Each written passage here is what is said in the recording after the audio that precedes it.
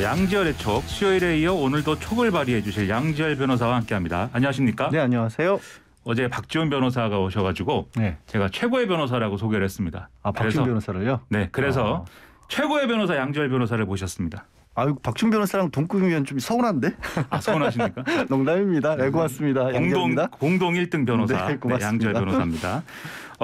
오늘 국민의힘 원희룡 전 지사 선대본의 정책본부장이죠. 긴급 기자회견을 열고 대장동 문서 보따리를 입수했다. 네, 이게 고속도로 인근 배수구에 버려져 있는 보따리였는데 이걸 누군가 주워가지고 이제 제보를 했다 이렇게 밝히면서 이것은 정민용 변호사 소유로 추정된다라면서 여러 가지 얘기를 했거든요. 예. 근데 이게 뭐 어떤 내용이죠 이게?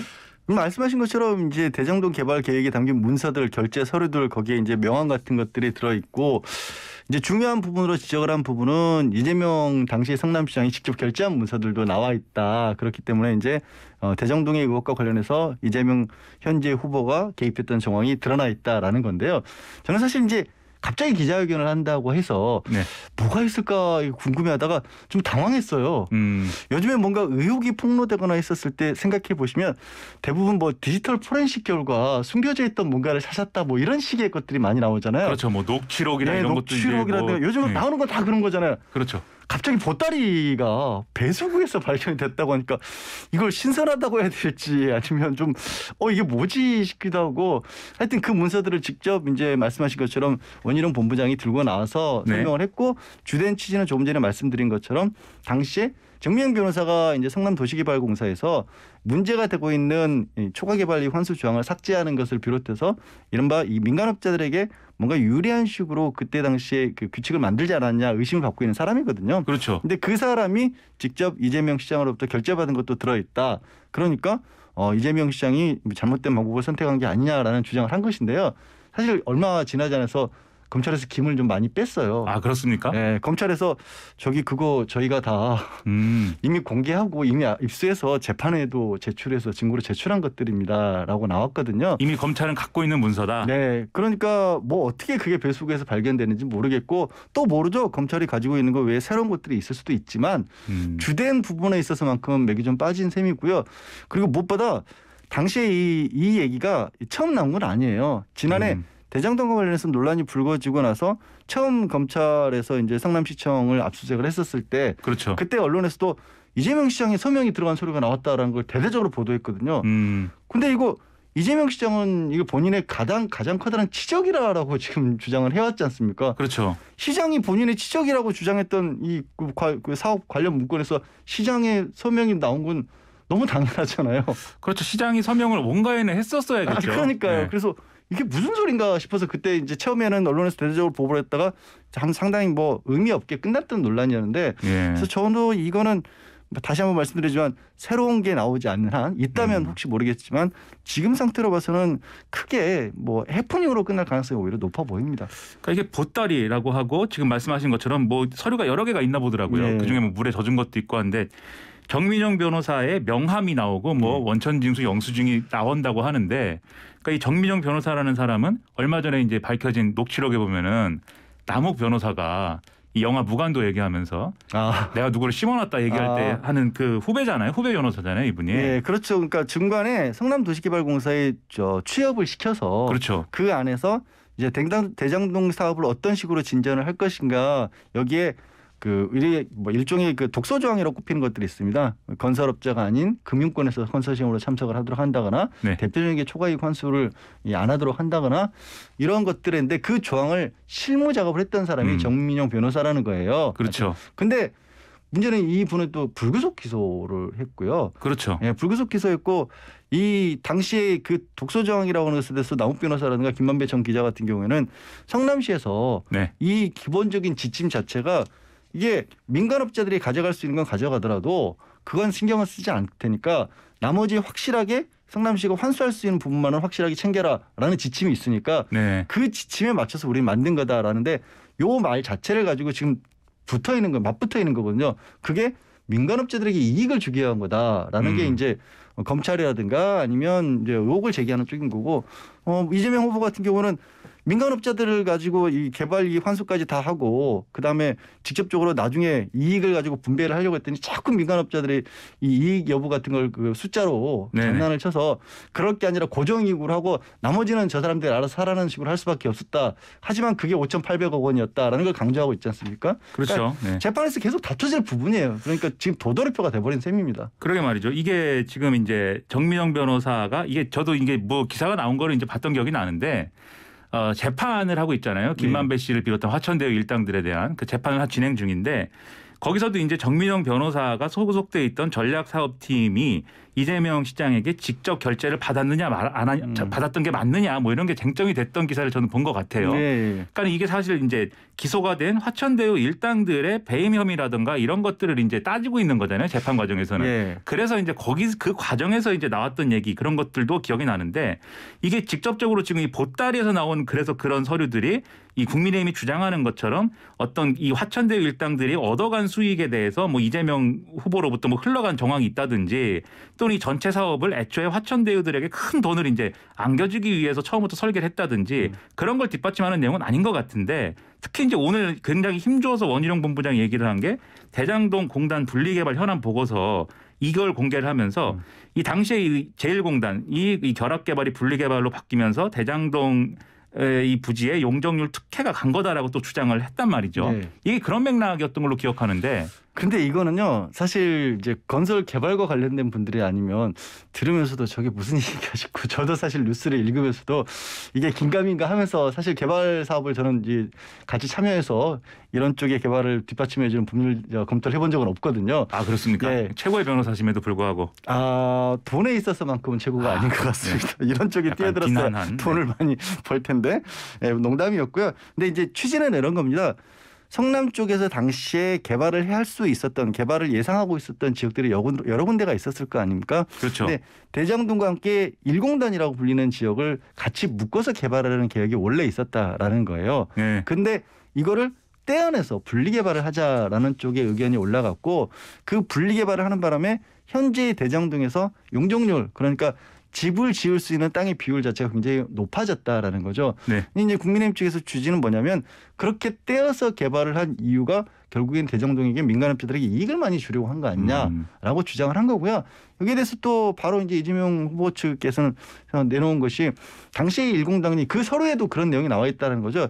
1공단이 이 개발을 놓고 소송이 있었기 때문에 그렇죠. 법적 논란이 있었다. 네, 법적 분쟁이 있었기 때문에 그거를 떼놓고 그걸 다 해결한다면 결국 개발 사업 자체가 또 언제 이루어질지 모르게 지지부진하게 되니까 그래서 그 부분을 떼놓고 정리가 된 대장동을 먼저 개발하기로 했다라는 거예요. 그러니까 이게 아까도 말씀드린 것처럼 같은 사실관계를 놓고 의혹을 가지고 바라보는 쪽의 시각에 따라서는 이렇게 해석이 될 수도 있고 그게 아니라 우리는 정상적인 사업을 한 겁니다라고 하는 쪽에서는 또 해명이 가능한 사안이거든요. 이제 이것까지 포함되는지는 알 수가 없습니다만 어쨌든 대장동 관련 부분은 그런 것들까지 포함해서 재판에서 다투지고 있는 거죠. 그렇습니다. 그러한 내용들이 다시 한번 보따리에서 나왔다라는 거고 그다음에 또 이제 이런 종류의 논란이 되고 있는 게 이재명 후보의 검사 사칭 전과 이 문제인데 국민의힘 측에서는 선거 공보물에 이재명 후보가 이 사건에 대해서 거짓 소명을 했다 이렇게 주장을 하고 있고 또 이 사건의 당사자였던 뭐 방송사 PD도 나와서 이것은 이재명 후보의 이제 소명이 잘못됐다 이렇게 주장도 했는데 여기에 대해서도 이제 민주당하고 이재명 후보는 아니다라고 얘기를 하고 있어요. 그러니까 이것도 뭐 크게 이슈가 되기는 좀 힘들 것 같은 게 어떤 일이냐면 이재명 후보가 변호사 시절에 모 방송국 PD가 이제 성남시장을 인터뷰하는 가운데서 질문하는데 여기에서 이제 이재명 후보가 검사를 사칭하는데 도와줬다라는 겁니다. 그래서 여기에 분명히 1심 판결문에는 두 사람이 공모했다라고 적혀 있다라는 거죠. 근데 이제 그거를 설명하는 과정에서 이미 2017년도에 TV 토론 과정에서 이재명 후보가 아니 그 PD가 그걸 사칭하는 데 있어서 옆에서 이제 단순하게 도와준 것뿐이다라는 취지를 얘기를 했다라는 거예요. 그러니까 PD 입장에서는 아니 1심 판결문에 공모라는 건 같이 했다라는 건데 뭐 내가 주력으로 하고 이게 단순히 도와줬다고 하는 건 또 거짓말하는 거 아니냐라고 얘기를 했는데 이재명 후보 측에서는 2017년도에 그렇게 TV 토론에서 얘기를 했는데 그게 위법이 아니라고 이미 결정이 나지 않았느냐. 그런데 이번에 소명할 때도 비슷한 식으로 소명한 것은 이게 불법이라고 보기 어렵다라는 거고 그러나 말씀드린 것처럼 어쨌든 1심 판결문의 내용에 공모라는 건 배치가 되는 게 아니냐. 그리고 그렇게 하다 보니까 이제 당시 지자체 입장에서는 우리만 잘못한 것처럼 비춰져서 네. 이게 이제 유감스럽다라는 건데요. 말씀드린 것처럼 이것 자체로 이제 벌금 150만 원을 받았던 것이고 또 법적으로 공모라고 하는 게 얼마만큼의 적극적인 일을 했었을 때 공모라고 볼 수 있느냐는 또 그 깊이 더 다퉈질 부분이 그렇죠. 있는 거거든요. 네. 그러면 이 사안이 그때 정말로 어느 정도까지 옆에서 같이 모의를 처음부터 해가지고 이걸 전화를 걸게 한 건지 아니면 누군가는 주도적인 역할을 했지만 중간에 끼어들어서 자신도 의견을 다하면서 이름을 다할 수 있도록 해준 건지 이런 것까지 관심을 가질 사안이니까요. 저는 이게 또 이 공보물에 소명란이 있는 게 네. 예를 들면 이게 어떤 전과가 있다든지 판결을 받았다든지 그 내용은 어차피 위에 나오거든요. 네. 나오고 그게 왜 그렇게 된 거냐를 적는 게 소명인데 예를 들면 지시법 위반이다. 지시법 위반인데 그런 정치인들이 있습니다. 과거에 이제 학생운동을 했다든가 그래서 이 사안은 예를 들면 학생운동을 하다가 시위를 하다가 이렇게 된 것이다. 뭐 이렇게 쓴다든지 그게 왜 이렇게 됐다를 설명하는 아닌데 이재명 후보 그렇게 쓴 것 같아요. 그러니까 네. 본인 입장에서 이 PD가 이렇게 통화를 할 때 옆에서 검사 이름을 가르쳐주고 질문을 이렇게 좀 해줬는데 그렇게 주장을 했지만 결국은 판결은 이렇게 나왔다.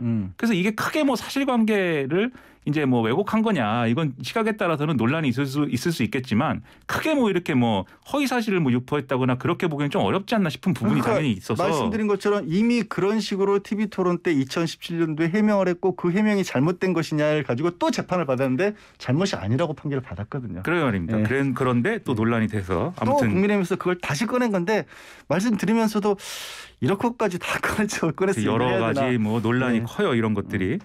자 그러면 이제 안철수 후보와 단일화 얘기를 좀 해볼 텐데요. 지금 안철수 후보 몸값은 계속 올라가고 있습니다. 지금 국민의힘하고 더불어민주당 양쪽에서 러브콜 하고 있다. 이런 평가들도 나오는데 이 단일화 얘기를 언제까지 할 거라고 보십니까? 끝날 때까지 하는 걸까요 이걸?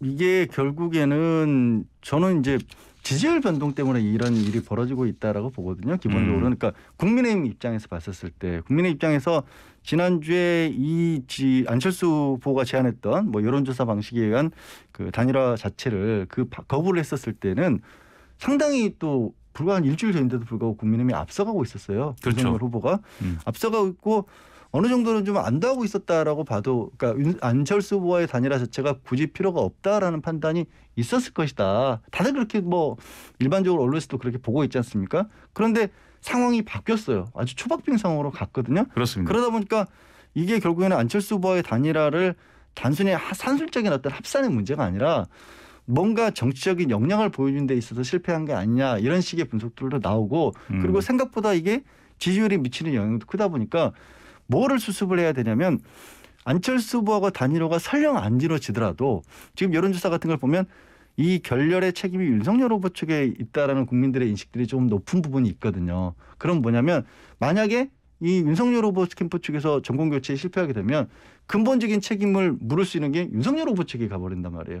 그거는 이제 국민의 입장에서 봤을 때 최악의 시나리오인 거거든요. 책임론을 갖고 가기가 싫은 거죠. 그러니까. 그렇죠. 그러니까 이기는 것도 중요하고 설령 단일화를 못하더라도 최소한 책임론만은 면해야 되는 그런 상황이 된 거죠. 그러다 보니까 계속 단일화는 끝나지 않았다. 이걸 얘기하는 건데 근데 주말에 그래서 만날 수도 있다. 이 얘기를 계속 하는 것 같아요. 주말이라고 하면 이제 내일하고 내일 모레 아닙니까? 근데 그거죠. 만날 수 있을까요? 주말에 만날 수 있다라는 얘기를 윤석열 후보가 진짜로 한 건지 아니면 국민의힘 내부에서 누군가 그렇게 만나기를 바라는 분이 한 건지 아니면 심지어 그냥 언론에서 그냥 누군가가 그렇게 바라고 그거를 기사를 쓰는지 확인할 방법이 없어요. 왜냐하면 그렇죠. 저도 이 얘기가 이제 물어보실 거라고 질문을 하실 거라고 돼 있길래 누구 얘기에서 입에서 나온 거야라고 확인을 해봤는데 기사마다 다 달라요. 근데 그러니까 대체적인 흐름이 있죠. 국민의힘 측입니다. 그런데. 그러니까 국민의힘 측이니까 여기서 국민의힘 측이 윤석열 후보인지 윤석열 후보가 핵심 관계자라고 불리는 사람인지 국민의힘의 그냥 관계자인지 아니면 국민의힘을 지지하는 언론 쪽에 누구인지도 모르고 있는 상황이거든요.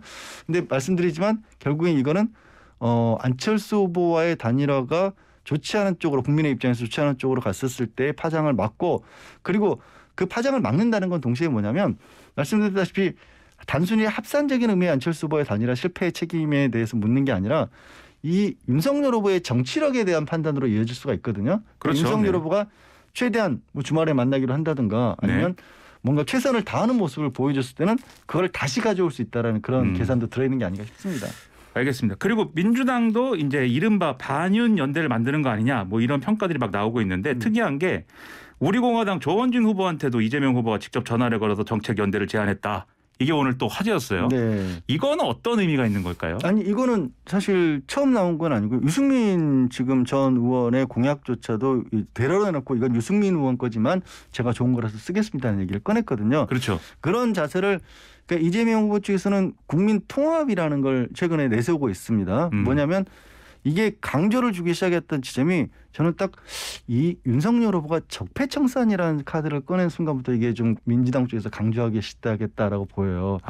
왜냐하면 적폐청산이라고 하는 건 민주당에서는 직접적으로는 정치보복이라는 얘기라고 해서 그 자체에 대해서도 굉장히 부정적이고 좋지 않은 것이고 왜 국가를 갈라치기 위해서 어떻게 보면 검사 출신으로서 과거 현재 정부에 대해서 비판적으로 비판을 넘어서서 이건 검사들 동원해서 이렇게 수사하겠지 않느냐라는 식의 공격을 하는 반편 또 국민들에게는 아니 이게 국민들끼리 서로 나눠서 이 정치 싸움하는 모습만 반복되는 걸 보여주려고 하는 거 아니냐라는 식의 얘기를 간접적으로 할 수 있는 게 우리는 통합을 하겠다라는 거거든요. 그렇죠. 그러면서 이른바 정치 그러니까 뭐 정권 교체라고 하는 그 구도 프레임 그거를 아예 정치 변혁이라고 하는 더 큰 프레임으로 가져갈 수 있는 거거든요. 그러다 보니까 이게 조원진 대표까지도 이 얘기를 했다라는 것이고요.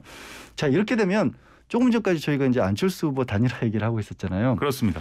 안철수 후보에게도 이게 활로를 틀어주는 겁니다. 그러니까 국민의힘 측에서 특히 이제 뭐 국민의힘 측에서 안철수 후보에게 약간 압박용으로 썼던 것들이 뭐냐면 이렇게 해서 만약에라도 뭐 정권 교체를 실패한다거나 할 경우에는 당신이 갈 곳은 없어진다. 네. 이거 지금 단일화 안 해가지고 정치 실패하는 바람에 정권 교체 못한 거 아니냐라는 어떤 압박 카드를 써야 되는데 네. 이재명 후보가 우리 다 같이 갑시다.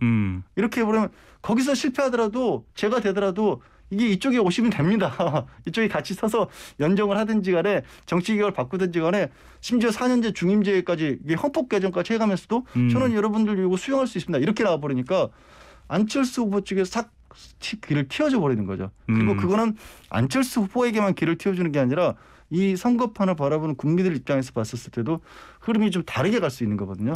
그런 여러 가지 복합적인 측면을 고려한 게 아닌가 싶어요. 아마 이런 얘기들이 오늘 TV토론의 주제가 이제 정치 분야이기 때문에 네. 아무래도 이런 얘기들의 연장선에서 각 후보들의 이제 생각이나 이런 것들이 뭐 직접적으로 표현은 안 돼도 각각의 관계라든가 뭐 이런 것에서 좀 보일 것 같아요. 근데 지금 심상정 후보라든가 안철수 후보가 하고 있는 얘기는 일종의 이제 이재명 후보가 제안하고 민주당이 제안한 거에 대해서 진정성 의심을 하는 진정성 있는 거냐. 네.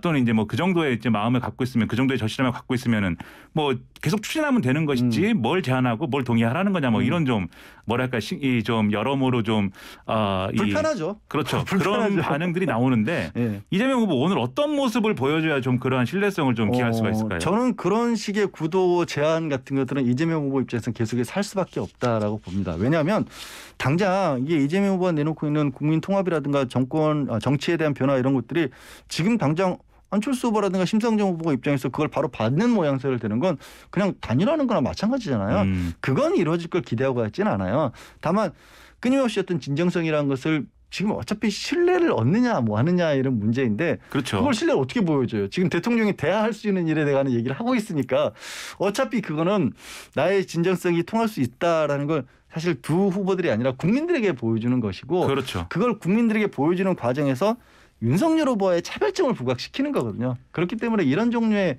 말씀 내지는 이치는 어느 정도 고수를 하지 않을까. 다만 저는 오늘 TV 토론에서는 이런 구도를 좀 넘어서는 일들이 좀 있지 않을까 싶어요. 아, 그래요? 예, 왜냐하면 이제 TV 토론 오늘 하고 나면 딱 한 번 남잖아요. 그렇죠. 지금까지 이재명 후보에게 불리했던 부분 중에 하나는 워낙에 이제 정권 교체에 대한 프레임 자체 여론 같은 것들이 높았고 선거에서 크게 구도하고 개인의 능력이란 걸 꼽혔을 때 그 구도에서 벗어나지 못하는 바람에 굉장히 힘들어했었거든요. 그렇습니다. 근데 이제 초박빙까지 온 상황이면 구도 면에서 있어서만큼은 어느 정도 자리를 잡았다. 게다가 본인이 내서 좀 전까지 말씀드렸던 국민통합이나 이런 것들이 어느 정도 효과를 발휘한 것으로 볼 수도 있거든요.